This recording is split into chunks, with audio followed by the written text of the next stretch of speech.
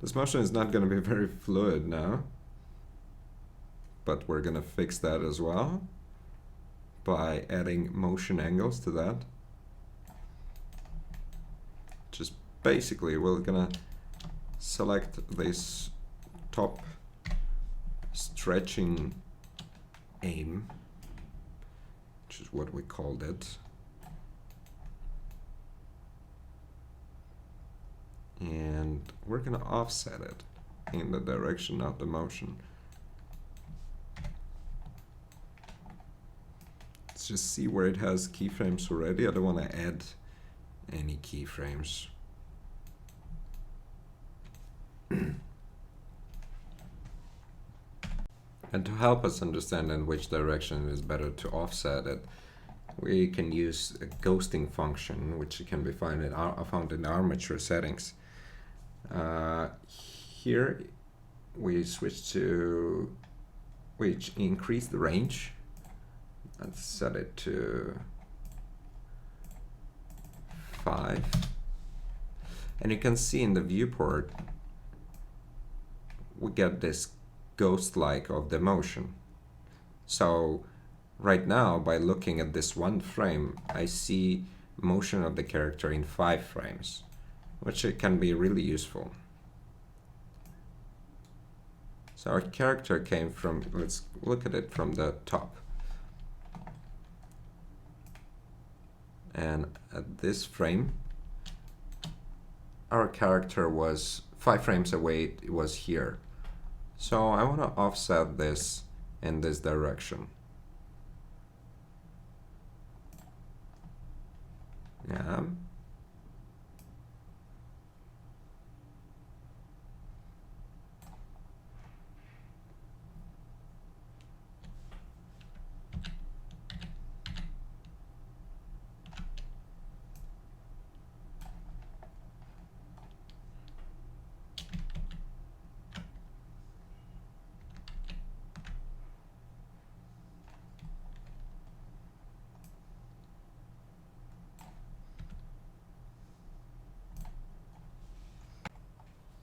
When we have our mouse at this keyframe, in this case, this is a keyframe at frame 9, we can see that 5 frames before, this part was here.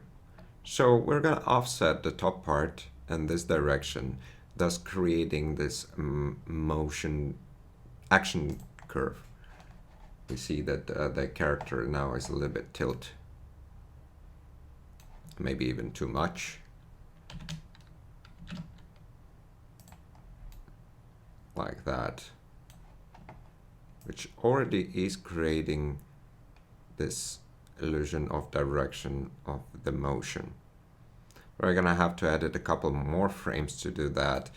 But so that the keyframes that we've already set do not create any problems for us, I think we should let me just look at how. Yes, I'll delete this keyframe that we've just created before we proceed. Yes, now it's the way it was. Let's hide the Z location channel, and I'll unhide X, Y, and Z, which is where these transformations are happening, the transformations that we want. This is X, Y, and Z. And by the way, to do that, I press G on the keyboard and I press Shift Z. And that way I'm limiting motion of the object to XY plane. So basically I'm saying move anywhere but the Z axis. That can be very helpful. As always, I have screencast off. Let me turn it on that. So we have these keyframes, these black dots, as you can see, that have been set automatically when we were animating because our key set is set to location, rotation, scale. So every time we do any change, a keyframe is set to 3 axes of location, 4 axes of rotation, and 3 axes of scale. I'm gonna delete all of these keyframes because they're not doing anything and they would create problems for us. later. And when we they will create problems for us while we're trying to add this secondary motion. So I'll go back to this top view, and now when I offset it like that, there's no other keyframe that is making it jump from one position to another one. So I want this to be here. So this offset here now is a result of inertia. The lower part is trying to get to the landing point. But now that it has landed, we need totally different direction, because now he's jumping forward, or in our case a little bit even diagonally. So by that point he needs to tilt a little bit forward. Let's see how it looks in motion.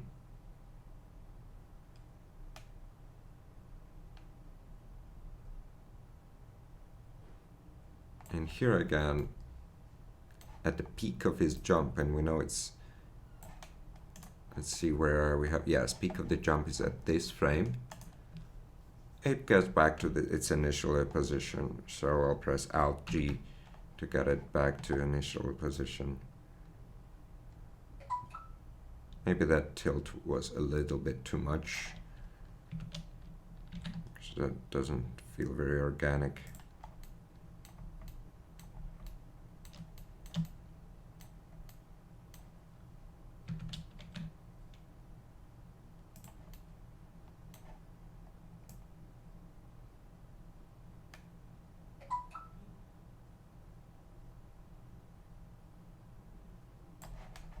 Let's do the same here. Let's go back to the top here. I think it was most helpful.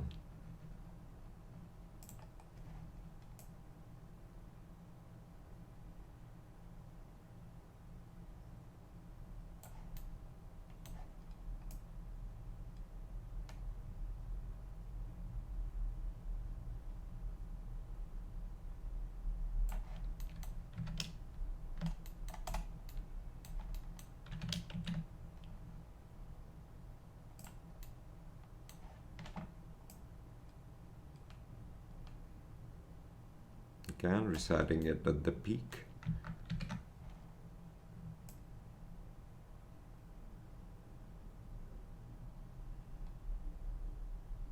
And shifting it and tilting the character right before it lands.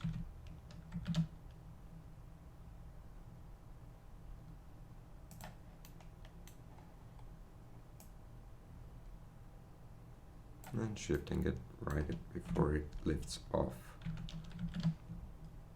Repeating it for every jump that we've made.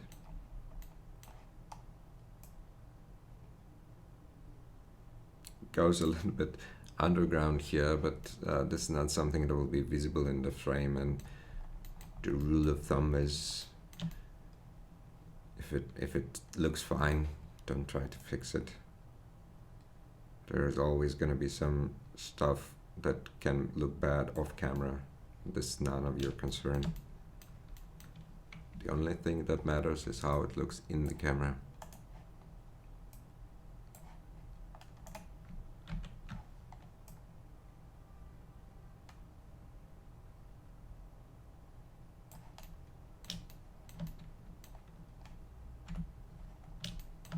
Yes, in this last jump, the character did quite a lip.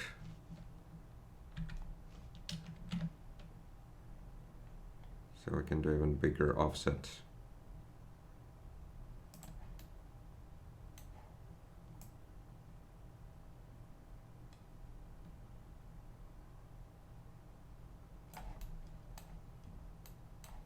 Does it do another jump? Nope. So now we can already it back to its initial position here.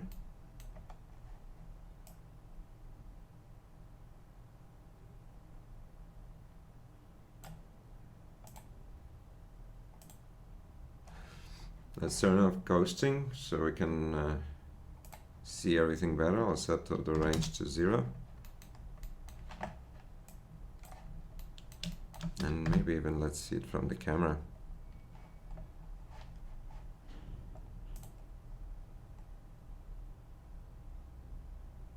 Yeah.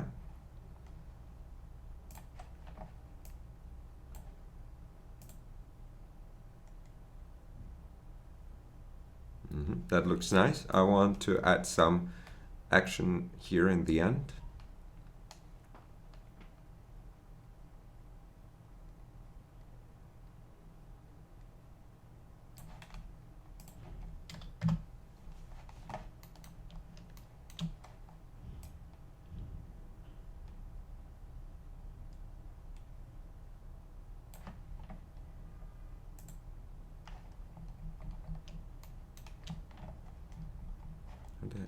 Is there anything happen on Z here?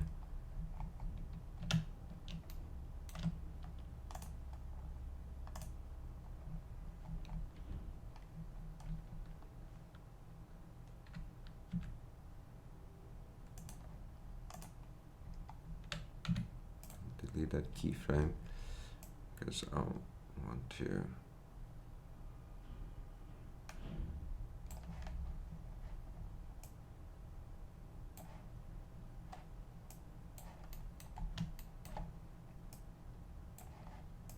This keyframe as well. I don't want it here, not now.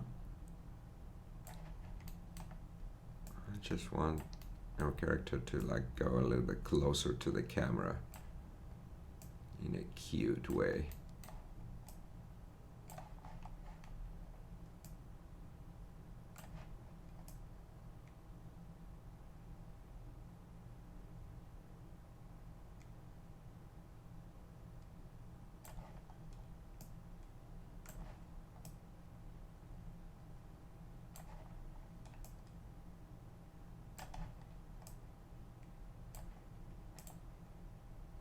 Okay, that was not the best animation.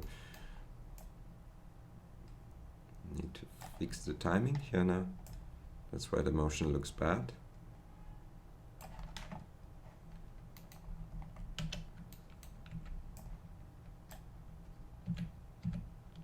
There's S and X, but I need to change the pivot point to bounding box center. No, to the cursor. And now scale it by X so the motion is faster.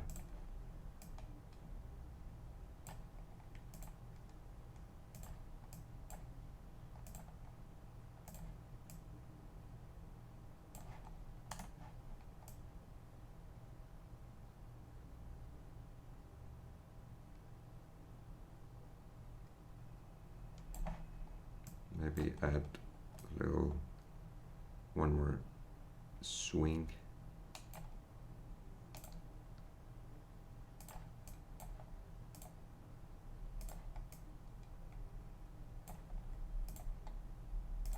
No.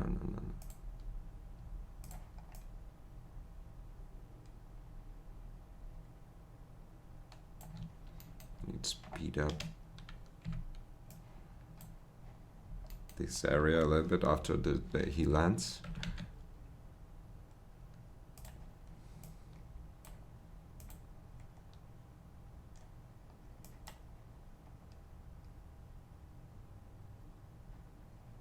Still, I feel like there is loss of inertia.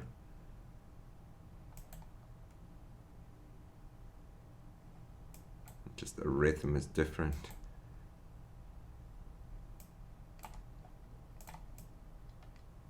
And this is how you animate. You rewatch your animation many times. And I think it could go lower at this frame.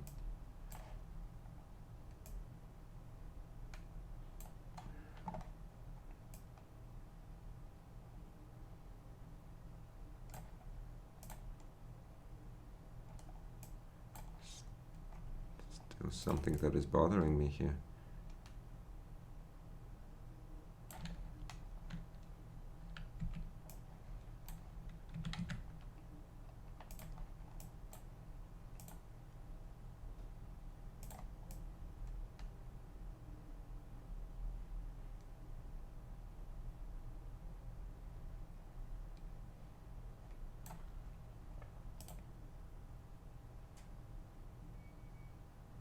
Okay, let's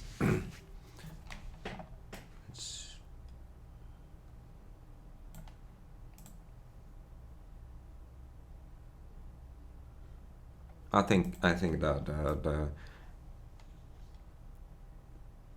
I think the character motion looks good enough now. And now we can move on to the last part that involves actual keyframe animation